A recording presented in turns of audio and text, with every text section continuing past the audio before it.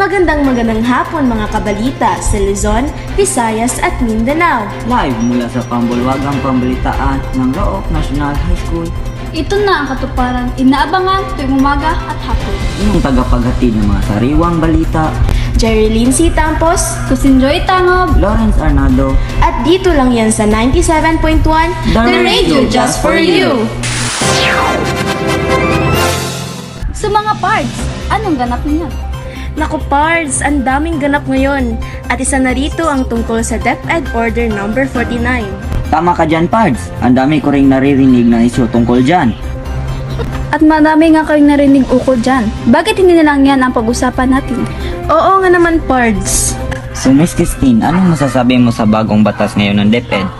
Sa totoo, Pards, ako ay nalulungkot para sa mga estudyante na tinuturing nilang pamilya ang mga guro. Kasunod ito sa ilang pahayag na labag umano sa karapatan sa malayang pananalita ang bagong labas na Department Order No. 49 ng ahensya, kung saan pinaiiwas ang mga guro at school personnel na magkaroon ng interaksyon sa mga estudyante sa labas ng paaralan. At nakalahad dyan na bukod sa bawal mag-usap ang mga guro at estudyante sa labas ng klase ay hindi rin sila pwedeng mag-follow sa social media. Anong beer ang hindi nakakalasing? Ano? Eddie, beer brand!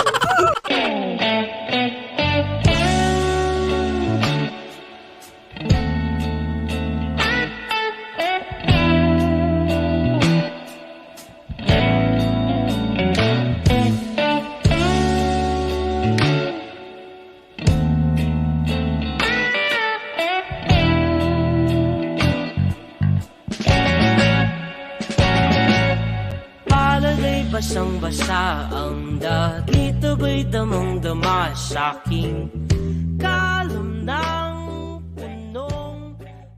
Ang kantang ito ay hatid sa inyo ng Burbrand Powder Milk. Kakampi na sa laban na to. Kaya ang Burbrand Swak Pack mas abot kaya na. 10 pesos na lang. Burbrand Swak para Tibay Nation. 97.1 The Radio Just For You. Time check 1:29 p.m. Bakit ba kasi pinapatupad yung batas na yan? Kasi Pards, ipinaliwanag ni Vice President Sara Duterte na layunin lamang na naturang department order na maiwasan ang biases sa parte ng mga guro at maiwasan din ang criminal incidents na mangyari. Kaya pala. Nilabas din ang nasabing kautosan kasabay ng investigasyon sa ilang guro na sangkot umano sa mga kaso ng sexual harassment laban sa mga mag-aaral. Sabi din nila, ipinagbabawal din ang pagkakaroon ng aktibidad o relasyon na maaari makaapekto sa tungkulin nito bilang isang guro. Tama kayo dyan. Sinabi din ni POA na maaaring maging friends pa rin sa social media at gumawa ng group chats, subalit kailangan maging stricto at matalakay muna ang school-related matters. So mga Pards, sang-ayon ba kayo sa bagong batas na pinatupad ng DepEd?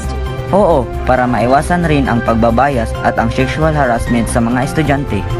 Hindi Pards, kasi parang mga magulang ko na rin yung mga guro. Ganun ba mga Pards? Nirespeto ko yung mga opinion nyo. Ano ang tawag sa toge na maraming kasama? Ano? Eddie, together! Lalim sa'king bawat paghinga nakatitig lamang sa iyo. Naglakad ka ng dahan-dahan sa pasilyo tungo sa altar ng simba. Ang kantang ito ay hatid sa inyo ng Nescafe. Mas pinatapang, mas masarap, mas pinakape ang aroma at lasa. Dahil sa pagsisikap, nakabangon ako. Ikaw, para kanino ka bumabangon? At dito na nagtatapos ang isyong ating pinag-uusapan. At sana ito'y maging gabay sa inyong araw-araw na pamumuhay. Ito ang 97.1 The Radio Just For You.